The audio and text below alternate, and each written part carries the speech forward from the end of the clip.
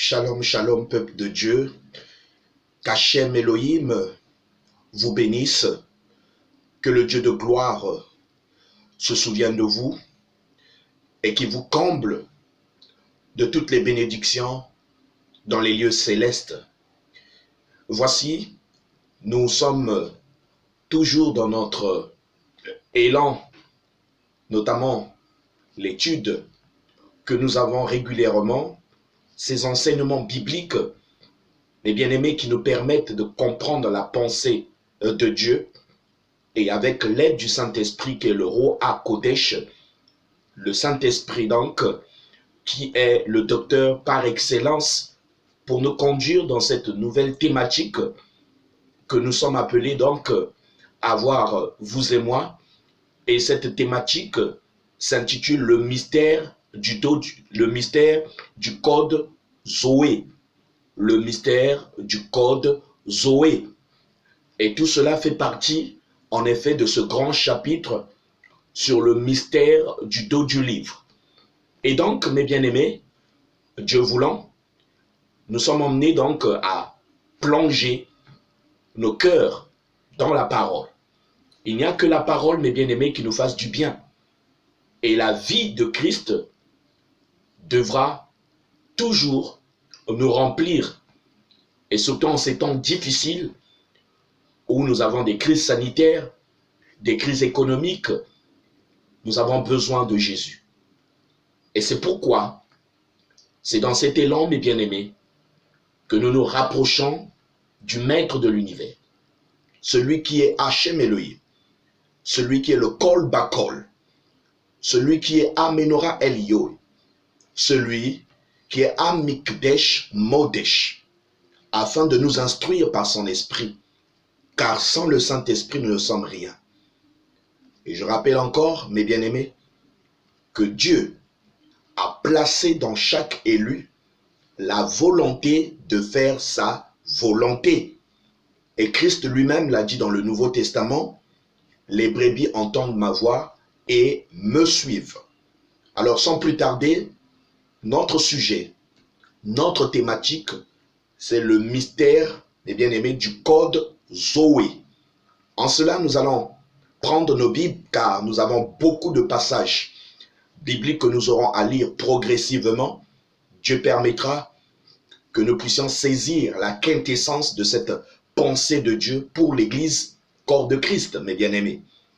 Et en cela, nous lirons dans le livre de Jean, chapitre 1, à partir du verset 1 au verset 4. Nous lisons au nom d'Adonai Yehoshua HaMashiach. Au commencement était la parole, et la parole était avec Dieu, et la parole était Dieu. Elle était au commencement avec Dieu. Toutes choses ont été faites par elle, et rien de ce qui a été fait n'a été fait sans elle. En elle était la vie, en elle était Zoé, et Zoé était la lumière des hommes, et Zoé était la lumière des hommes. On peut continuer. La lumière, lui, dans les ténèbres, et les ténèbres ne l'ont point reçue. Amen. Que Dieu bénisse sa parole. Nous irons aussi dans notre cheminement. Nous lirons également 1 Jean chapitre 1 verset 1 à 2. 1 Jean chapitre 1 verset 1 à 2. De même 1 Jean chapitre 2 verset 25. Et ensuite 1 Jean chapitre 5 verset 11 à 13. Mes bien-aimés. En guise d'introduction, pour pouvoir comprendre et rentrer dans le vif du sujet, nous pouvons dire, mes bien-aimés, avec une telle assurance, par la foi, que l'intention première de Jean, l'apôtre Jean, en écrivant son évangile, était que ses contemporains croient que Jésus est le Christ, le Fils de Dieu, et qu'en croyant, ils aient la vie en son nom, Adonai, Yehoshua, HaMashiach. Et le verset 4 le précise bien, mes bien-aimés. En Christ était la vie, et cette vie était la lumière des hommes. Mais quel genre de vie Christ est-il venu nous révéler? Quel genre de vie Christ est-il venu nous révéler, mes bien-aimés? Quelle vie peut devenir une lumière pour les hommes? Quel secret voulait transmettre celui qui a dit de lui-même « Irie, Aderek, Aemet, Akaïm, je suis le chemin, la vérité et la vie. » Jean chapitre 14, verset 6. La langue française, mes bien-aimés, comprenons bien, ne sont pas sur un débat linguistique ou de lexique, mes bien-aimés. La langue française n'est pas si riche que cela. Oui, parce que le grec ancien, pour exprimer des valeurs aussi importantes que la vie et l'amour, et même plus que le français. Vous savez que la langue grecque, voilà, a été énormément utilisée jadis. Et c'est une langue qui fut véritablement une langue très riche. Voilà, certes qu'aujourd'hui c'est une langue, on peut le dire, une langue morte. Mais à l'époque, mes bien-aimés, à comparer avec la langue française, qui n'est pas si riche que le grec ancien, hein, pour exprimer des valeurs aussi importantes que la vie et l'amour. Vous savez peut-être que le mot, mes bien-aimés, amour, se décline en 3 dimensions dans le langage biblique. Nous avons d'abord Eros, l'amour sensuel, romantique, sexuel, qui est inspiré par la structure biologique de la nature humaine. Nous avons Philéo, l'amour amical, marquant la complicité, la communication et la coopération qui est inspirée par les sentiments et les affections. Et ensuite, nous avons Agapé, qui est l'amour plus intense. Voilà, par exemple, pour ce qui est de l'amour, en grec, cette différenciation, mes bien-aimés, donc en 3 dimensions. Mais qu'en est-il de la vie? Il existe le même principe avec le mot vie, mes bien-aimés, qui se décline donc en 3 dimensions dans le langage biblique. En voyant le mot vie dans n'importe quelle version de la Bible, on pourrait avoir l'impression, qu'il n'a qu'une seule signification. Non, mais cela n'est pas le cas, pas du tout. 3 autres mots grecs utilisés dans le Nouveau Testament sont traduits par vie. Nous avons d'abord, pour résumer, psuche. Psuche, mes bien-aimés, signifie vie naturelle, humaine, mes bien-aimés. Nous avons bios, qui est le style de vie, et nous avons anastrophe, qui est le comportement, le comportement donc de l'homme.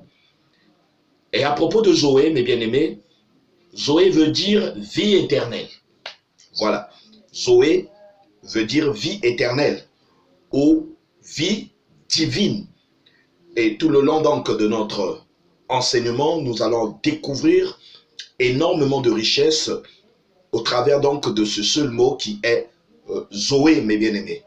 Rappelons que notre thématique est le mystère du code Zoé. Alors Zoé veut dire vie éternelle, vie divine.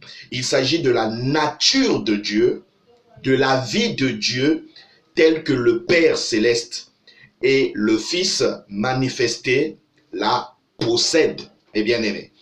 Elle s'appelle la vie éternelle, mais la parole elle-même, donc la parole de Dieu, se contente quelquefois, parfois, de l'appeler simplement vie. Voilà, ce sont donc les traductions, notamment en langue française, qui se contentent juste donc de l'appeler simplement vie. Voilà, pourquoi? En effet, il n'y a qu'une seule sorte de forme de vie. C'est la vie en Jésus-Christ. Nous rappelons, mes bien-aimés, en effet, il n'y a qu'une seule sorte de forme de vie, c'est la vie en Jésus-Christ. Donc, la vie de Jésus-Christ, mes bien-aimés. Et c'est pourquoi il nous faudra monter plus loin, mes bien-aimés, dans l'éternité, car il nous faudra commencer par là, afin de saisir la pensée éternelle d'Hachem Elohim dans l'éternité. Parce qu'il est El et la Elohim, mes bien-aimés, et qui il projetait son projet divin avant de commencer, avant le commencement, mes bien-aimés. Et au commencement, qu'en est-il donc du code Zoé en grec et Akaïm, c'est-à-dire en hébreu, la vie en français, doit être expliquée afin que nous puissions comprendre donc la profondeur de la parole. Et c'est en cela, mes bien-aimés, que nous allons devoir voir donc la charpente de notre enseignement. Au premier chapitre, nous verrons au commencement, qu'est-ce qui s'est passé au commencement, Zoé, notamment ce code de Zoé, comment est-ce que cela a commencé. Nous verrons dans le deuxième chapitre, Zoé donc au milieu donc d'Israël, ce code de Zoé au milieu d'Israël. Et ensuite, nous verrons dans le troisième chapitre, mes bien-aimés, Zoé dans l'homme, le code Zoé dans l'homme. Que Dieu nous bénisse, que la grâce d'Hachem Elohim soit avec nous, et nous poursuivons notre enseignement. Shalom.